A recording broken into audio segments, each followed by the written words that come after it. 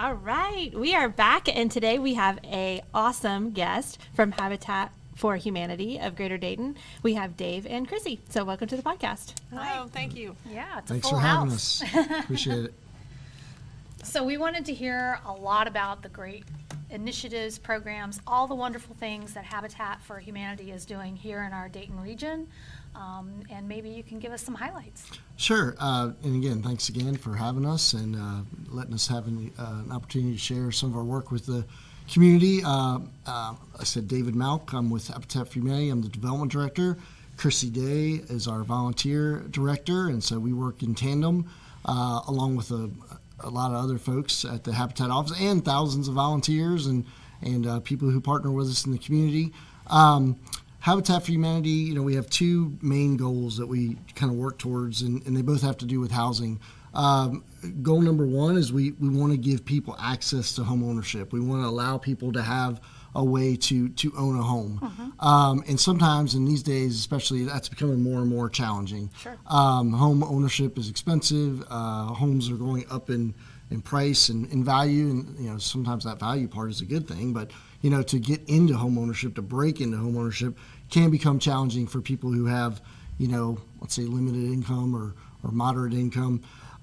So giving folks the opportunity to break into that through our home ownership partnership program, the secret sauce of Habitat for Humanity, I think this is the one thing I always say to people is, they see Habitat, they know the logo, I get a lot of questions about Jimmy Carter and things of that nature.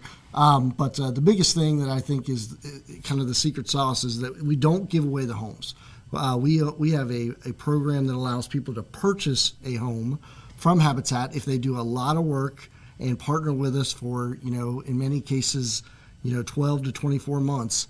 And then they can purchase that home with a 0% interest mortgage payment. So the 0% interest is really the secret sauce in that because it really saves people, as you guys would know, hundreds of thousands of dollars off the cost of becoming a homeowner. So somebody who's got a moderate income, where it would be a challenge to become a homeowner, now has a pathway to becoming a homeowner because, we basically cut the banks out of the system. We cut the banks out of the system of purchasing a home. And when you cut the banks out, you're saving people hundreds of dollars off their monthly payment. They can now afford it. Right. So that's program one. And then program two, we have a critical repair program. So that is really structured for older adults.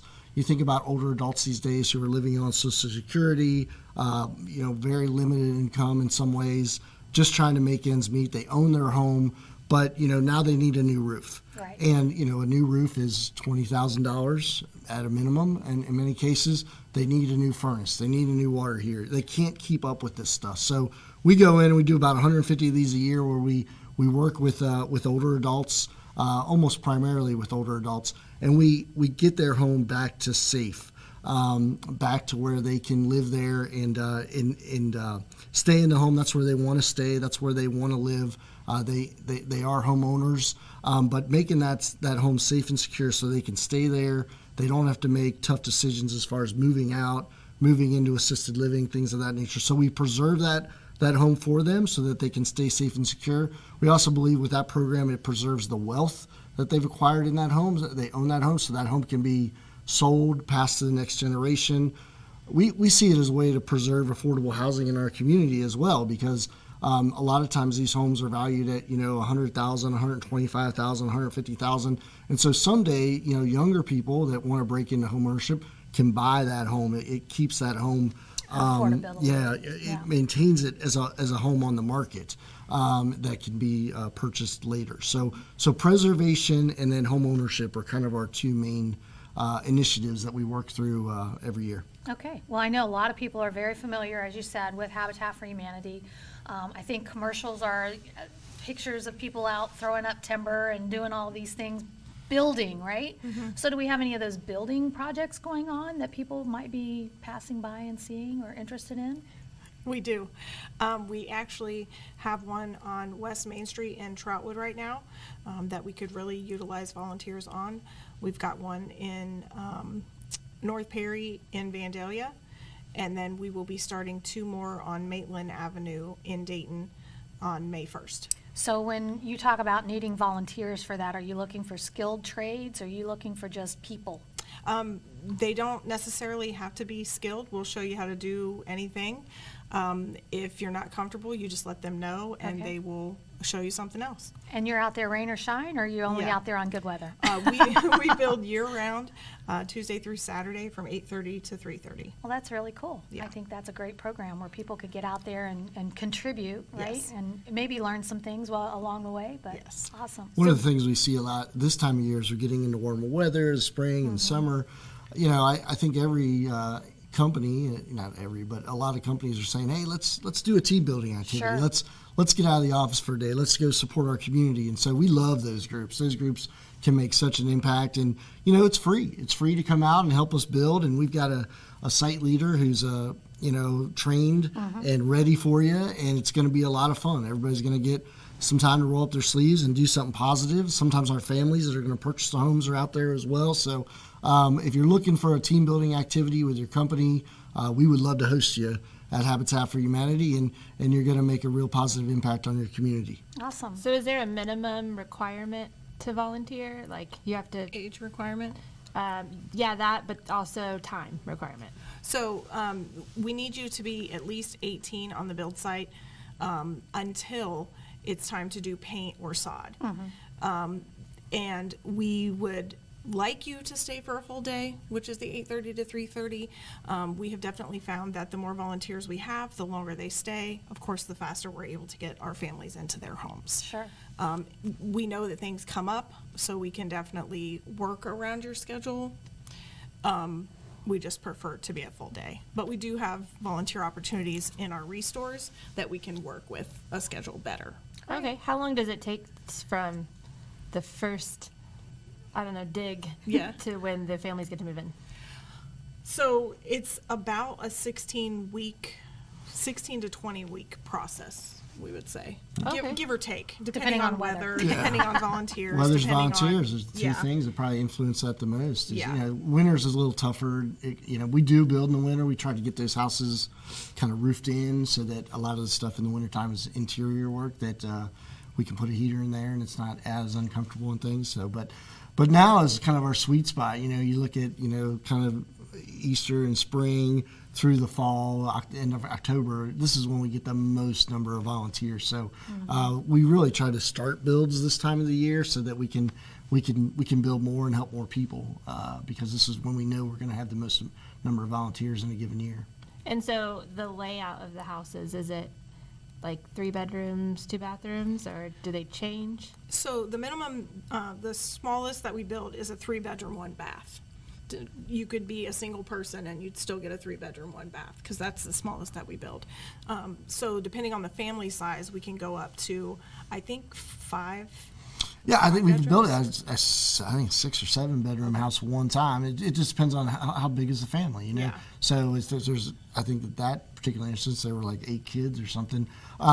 If the kids are the same gender and within 5 years of one another as far as age, we would expect them to share a bedroom. But if they're different genders, so kind of the number of bedrooms is going to be determined by the size of the family. Sure.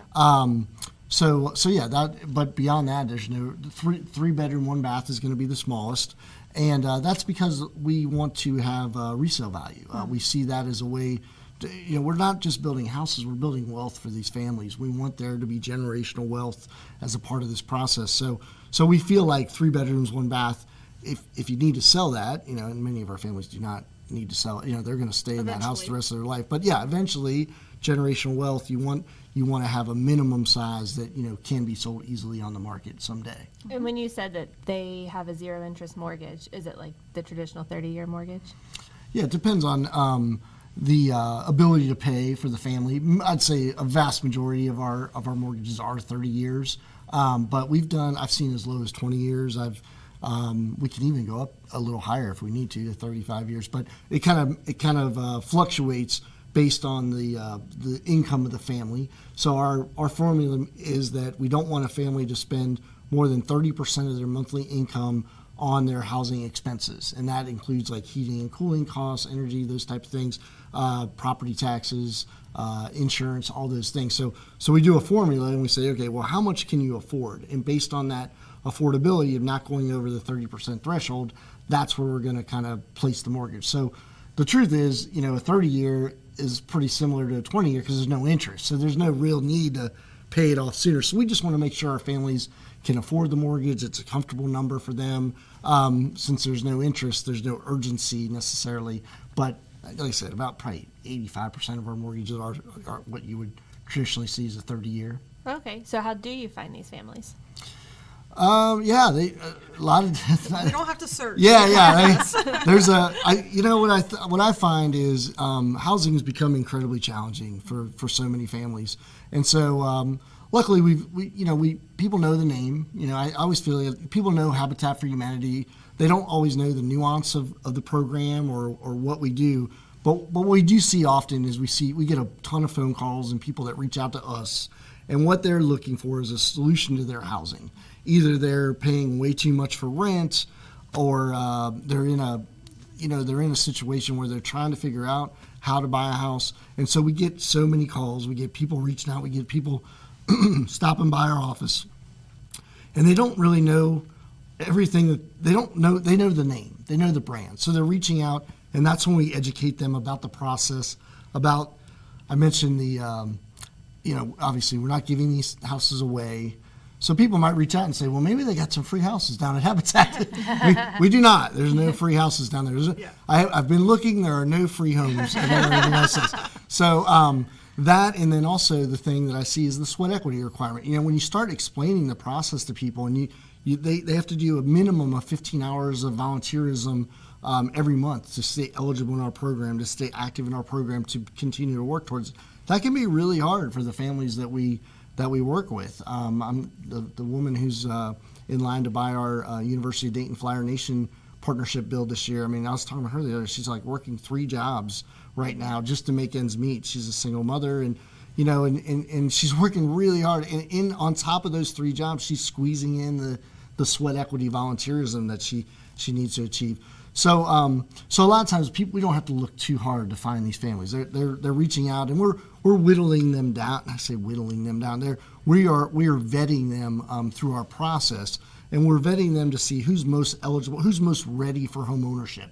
Right. So kind of just like a bank would do, we're looking at their credit score. We're looking at their ability to pay. We're looking at if they buy this house, can they make those monthly payments? Even though there's a zero interest, which makes it a lot more accessible, it's still a monthly payment. It's not a giveaway program. So we want to make sure we're selling houses to the right candidates and the people that are most ready for home ownership. And I think the thing that I see too is you get accepted into our partner family program, and people get really excited when that happens. And we're excited for them, and we're going to work with them, and we're partnering, we're championing their success. But that's when the real work starts. Right. That's when you got to start doing the sweat equity. That's when you got to start. You have to save a minimum of $2,000 for your first year taxes and insurance on the home. You have to start taking educational classes. We had to use 60 hours approximately of educational classes to prepare our families for home ownership. Those are on Tuesday, Wednesday nights at our office. You got to come to all of them. You can't skip them. So it's a lot of work when you get accepted into the program. It's a new chapter, and you got to really lean into it. And you got to want it, and you got to go after it. It's got to be a goal. If it's just do they really mean I got to do the sweat equity? Do they really mean I got to show up for the classes? Yes. We get that sometimes, Yeah, and the answer is yes, because if you don't want it, we got other people. We get 100 calls every 2 weeks at our office of people who are wanting more information about our program, who are looking for a solution. So if you don't want it, there's probably somebody that does. So, and I have nothing but respect for these families that, take it on and charge into it and work their tails off to get to that finish line of buying the house. And then the cool thing is we've been in Dayton for over 40 years now, and we've built around 400 houses. And so what we're seeing now, which is even cooler, we see people coming in paying off their home that get to the real finish line of now they own the home outright, that they've made all the mortgage payments. We were just in the staff meeting yesterday, and we've got somebody that paid it off in 20 years. They said, oh, their home loan was 20 years, and they're coming in next week to make their final payment. And It's going to be a big celebration. yeah. Well, some families want to celebrate. Some families don't want to tell people that they paid their house off. keep it on the down low. Yeah. So what is the time frame between when they apply and then when they actually get a house? Or is there a wait list? Yeah, some of that. So you apply, and then you go through our program. You go through our called vetting process, our application process. We have several meetings with you. We're looking at your tax returns.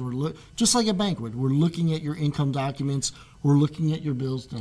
No, you're right. We're also looking at need, though. Yes. So once we have our families, then we go and do. Once we have the families that we think are good for the program, we also do a home visit. So then it's based on the most need. Yeah, absolutely. So there could be somebody who is in need, but there could be somebody that's really, really in need, if that makes sense. Yeah, we do a visit to their home. What's your living conditions now? Currently, I could give a quick story on that. If you, I used to be the homeowner services director before I moved into the development department, and so I would go do the home visits, and I would go meet people and kind of get a sense of need. And I remember on a Saturday, I would do these on the weekends. On a Saturday afternoon, back-to-back meetings, I went to a apartment complex in Dayton to visit with somebody who had applied, and it was in really bad shape. I mean, it was filthy. There were many people living here. It wasn't just his family. It was and her family. It was multiple families. It was like kind of a group home set. And you walked out of there like, wow, that was a very distressed situation. These people obviously have a need.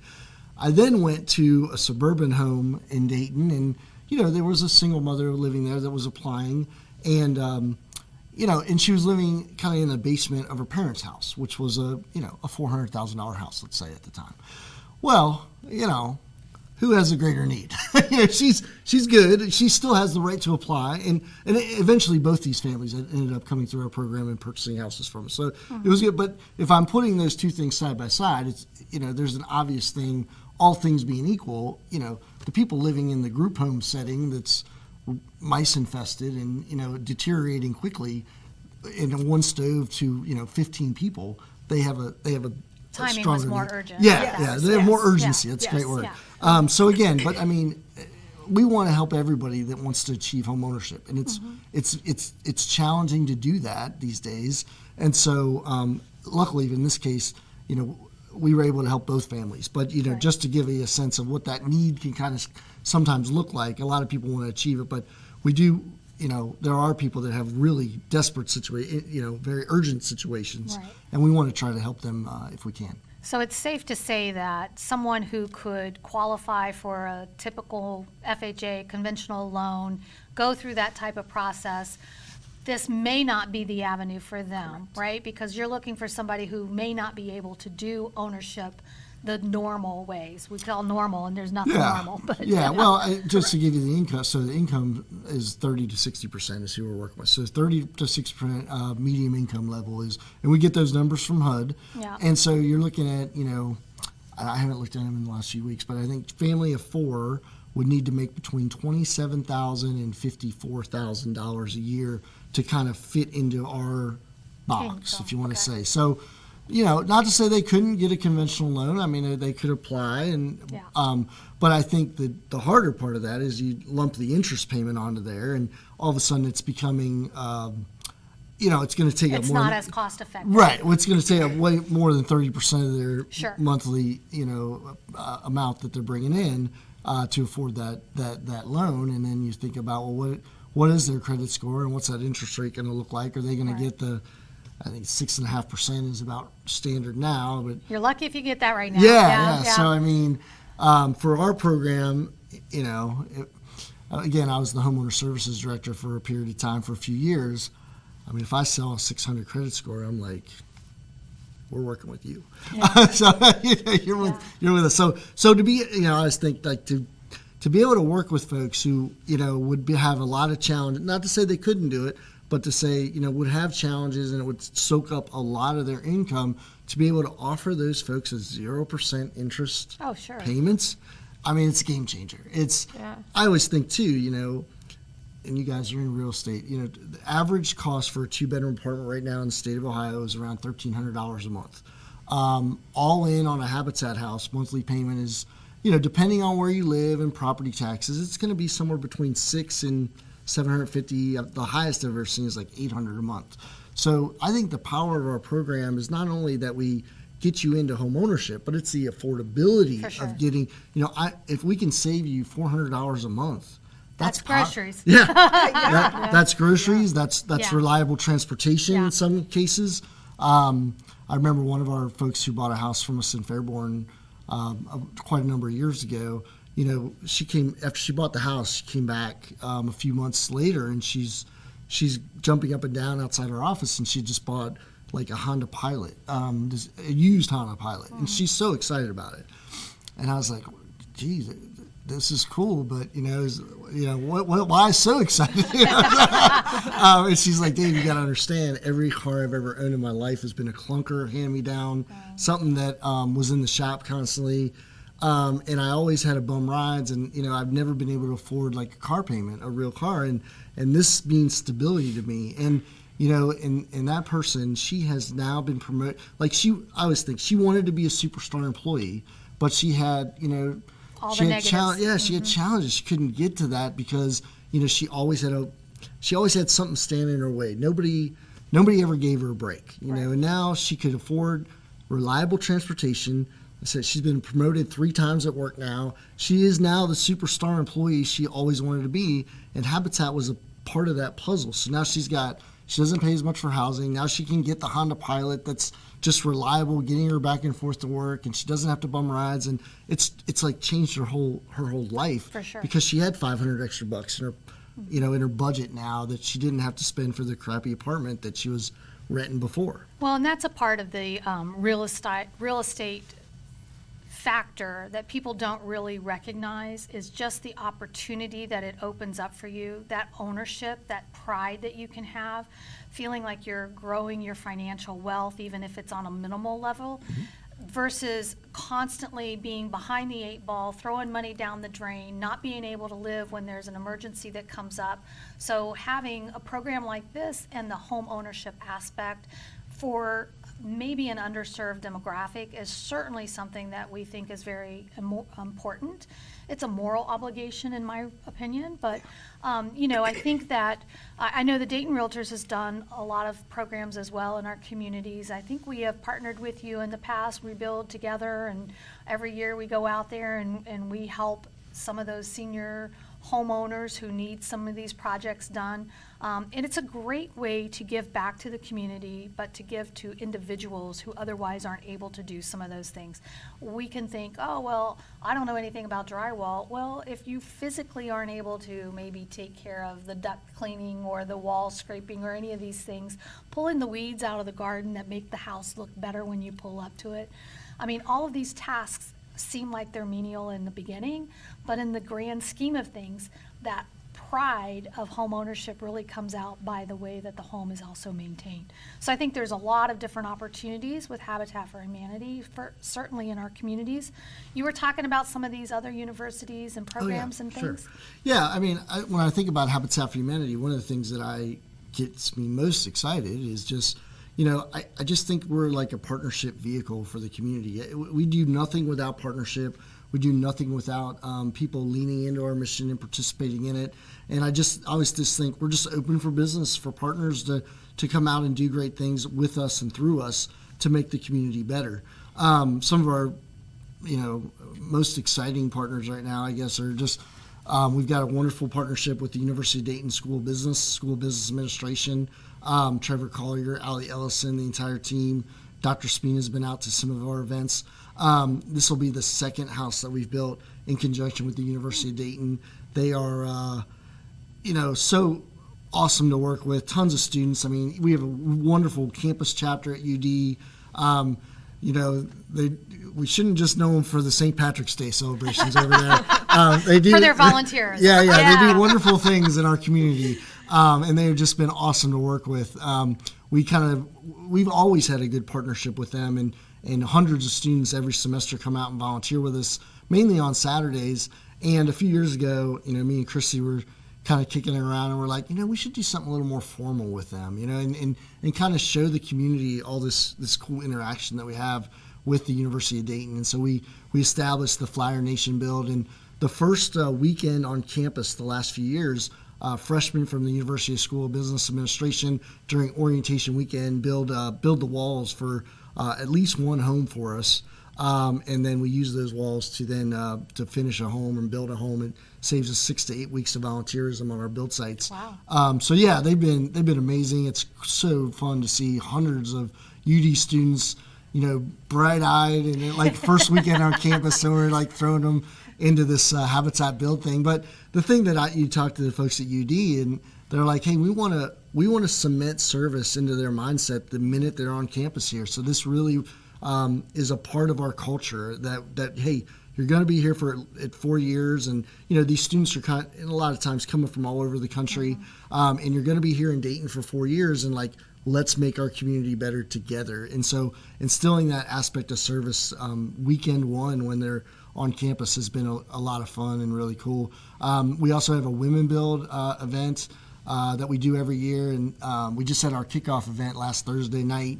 We had over 100 women from the community come together to build a house. And Elizabeth Breitenstein, who's the market president with Fisher Homes, is our chair for that initiative. This is her third year as our chair, and she's just been an incredible partner to work with. She's brought more and more amazing women into our program to help us build. This year we have a team captain program, so anybody can be a team captain. You just have to rally 4 of your friends. Men can participate too. Rally 4 of your friends to come out and spend one day on the build site with us. Nice. And you get a pink hard hat, and we're going to do some shout outs in the Dayton Business Journal for that. So that's been really a neat partnership as well. Another great champion for our program is Andrea Kunk, who is the president of Peerless Technologies, a defense contractor here in town, and she's championing a build up in Vandalia for us. That's been amazing, and she's really opened some doors for us with the military community and the veteran community here in town. So obviously Dayton, Ohio, big defense contractors, and Andrea, who's a local, went to Wright State, and she's just been an amazing advocate for our work, and kind of shared our work with more and more folks. Centerpoint Energy is another one. The one you mentioned in Trotwood is going great. Centerpoint's been a tremendous partner, and kind of one of our newest partners. It's funny because I went to Wright State, and so we've been doing all this great stuff with UD, and I kept thinking to myself, we got to do something with our Raiders over there in Fairmore. So we were able to establish this year the Wright State Raider Nation Build, and so we just did that with all the student athletes about 3 weeks ago out on a Sunday.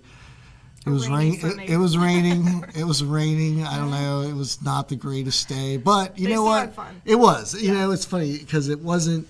Weather is either outside and it's kind of gloomy and rainy, but at the end of the day, everybody was smiling, and we got some great videos that came out of that, and we had all their student athletes, so like 125, 150 student athletes with the athletic department came out on a Sunday at like 11 a.m. on a Sunday, like these 18 to 22-year-olds wouldn't rather be somewhere else. Competed the day before. Yeah. But they had a blast, and they built 40 wall panels with us and for us.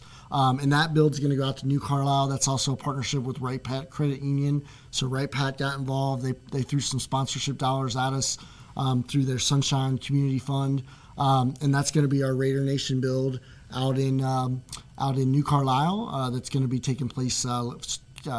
So we've got the wall panels built, and then we're going to start the rest of the house in this summer, so July, August. So nothing like a little school competition to get it going? Yeah, we love working. Some of these young folks, they are so fun, and they always come out with great attitudes. What can I do to help? I have yet to see anybody come out with anything negative or anything. They have tons of energy. They're really strong. And they can do a lot. And so we love these partnerships. We love putting our brand next to great brands in the community too. Sure. As we look to who do we want to partner with, we want to partner with great entities within the Dayton region. And so we look for those partnerships. And the stronger we can work with them, the more we can accomplish and the more lives we can elevate. Right, absolutely. So we talked about a little bit about the free store. So could you just explain that some to Sure. people that don't know what it is? Restore. Restore, Yeah, sorry. yeah. Nope, no worries. No Nothing's free. No free. I knew he was going to say it. Nothing's free. The Restore, we have 2 locations. One is our office in downtown Dayton on West Riverview Avenue, just down from the Dayton Art Museum. And then our newest location is up in Springfield on Durr Road. The Restore is a great place, lots of furniture, appliances, also a place volunteers can come and join us and help out. You see a lot of discounts. We got some great partners that donate items to the Restore. What's the one that just the high-end one? Is it? I'm going to say it wrong. Our House? I don't know. Are we Oh, allowed the to furniture say? store? Yeah, RARHAUS. Yeah, Our House. They just, and I hope I can say that. I don't think that's it's a secret. I know we've got a sign about some stuff, but some pretty awesome stuff that they, I guess it was like last season's models and stuff, and they needed to rotate their inventory, and they gave us a call and Nice. Donated some amazing furniture and I guess what I would call high end. Our Restore manager was telling me about it, and I was like, I've never heard of this place. And when I saw the prices on some of the furniture that was coming in, I was like, now I know why I'm not shopping there. But yeah, really high-end stuff, really grateful for them to think of us. Wind Supply's another place that's given us quite a bit of merchandise. So you'll find, I guess my point there is saying, you'll find some new stuff there too, as well as,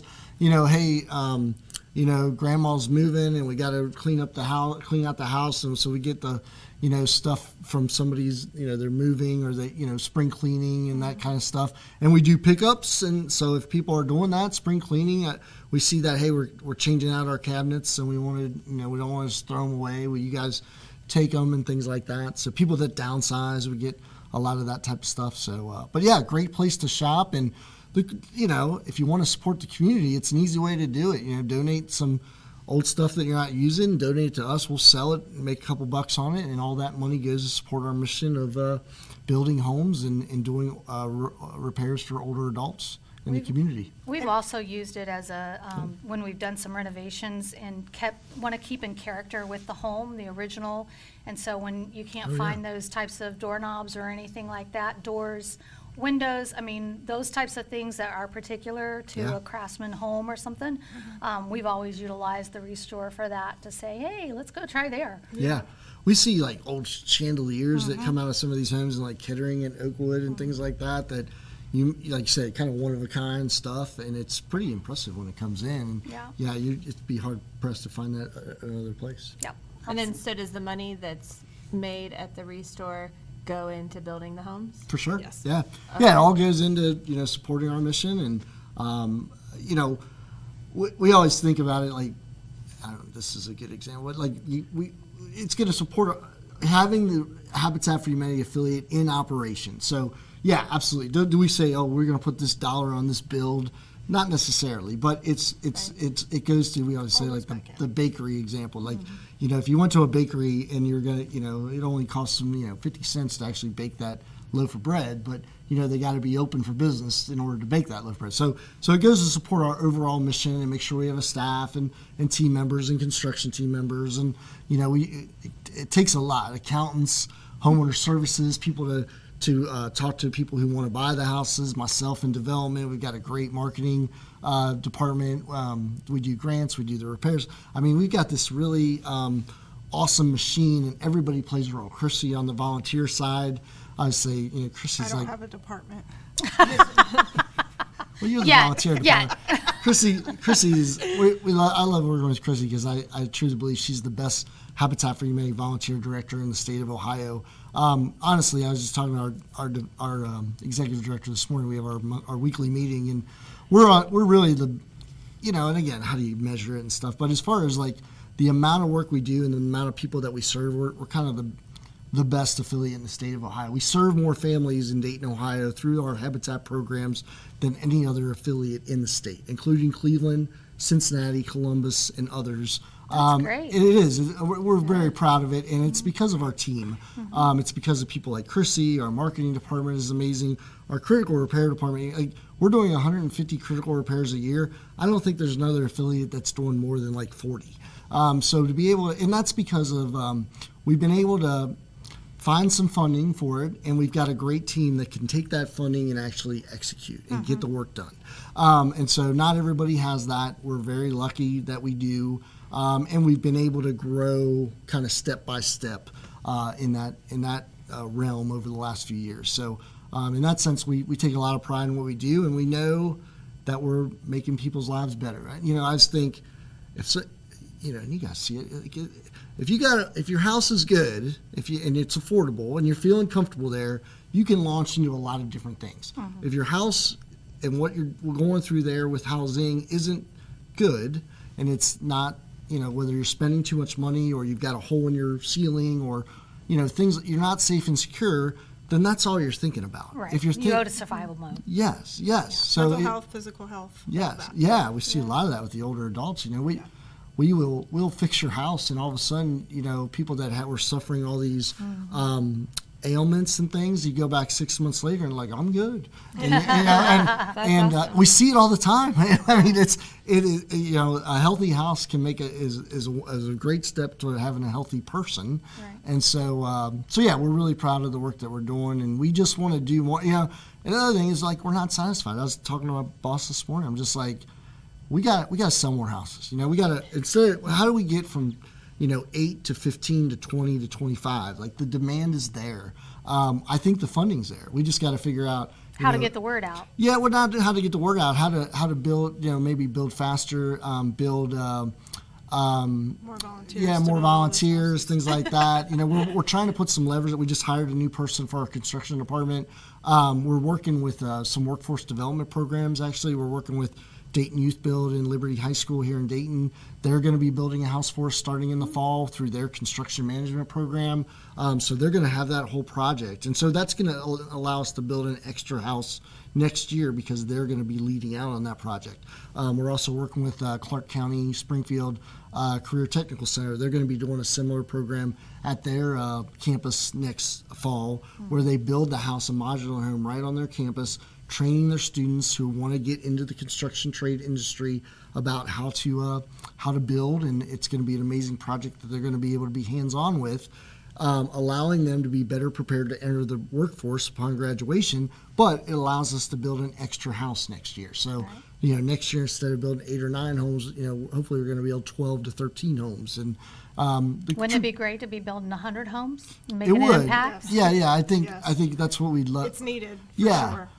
What if everybody who has been boxed out of home ownership could buy a Habitat house? Yeah.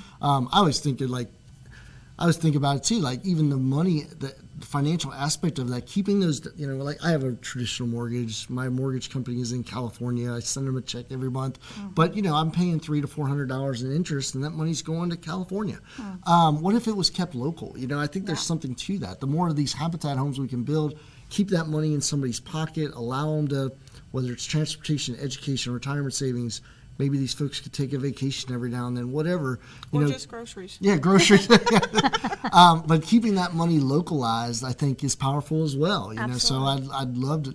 We talk about scaling all the time. I mean, that's our goal. Is like never feel like you're satisfied and keep growing and keep going. And luckily, we've had a lot of growth over the last few years, but we want to continue to do that and grow more. Well, we hope this helps, and we're getting information out about it. Yeah, so is there any fundraisers coming up that people can participate in or Sure. give to? Yeah, always. A donate button. Yeah. So the biggest thing we got on the horizon, I'm glad you're asking, is we have a big gala coming up this summer.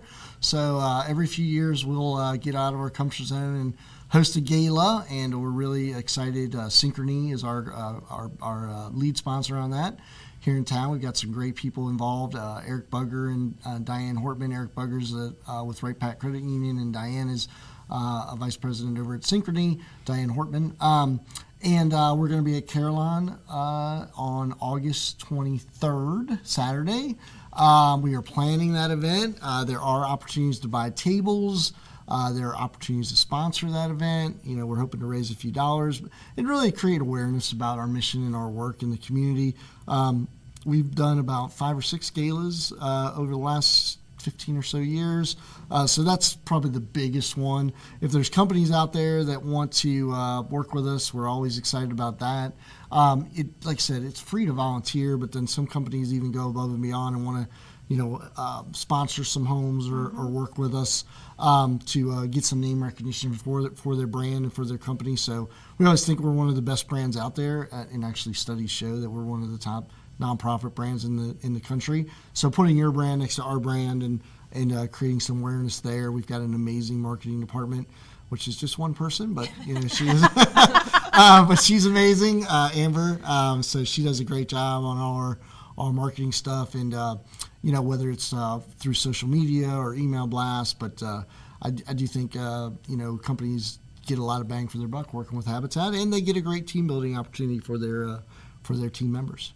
We're going to make sure that we put all the information about those dates and some of those programs that you have in our description for this video, and certainly hope that we can gain some traction for you and see you out there in the next volunteer opportunity if available. Yeah, and I think just the easiest way if people want to interact is go to our website. We're on the interweb. It's www.daytonhabitat.org. You can get all the volunteer opportunities. You can donate there. You can find out where we're building homes. You can hear stories about the families that are purchasing our homes. We've also got, obviously a large presence on social media, Facebook, Instagram, LinkedIn. Dayton Habitat is there. Just find us there. All right. Sounds great. Thanks for coming out. Yeah. Thank you for having us. Yeah, thank you very much. Appreciate it. Thanks for joining us today on the Realty Podcast. If you enjoyed the knowledge and entertainment today, please subscribe and share with your friends. We will be embarking on a journey that bridges the gap between realtors and clients, uncovering the heart and tea of real estate.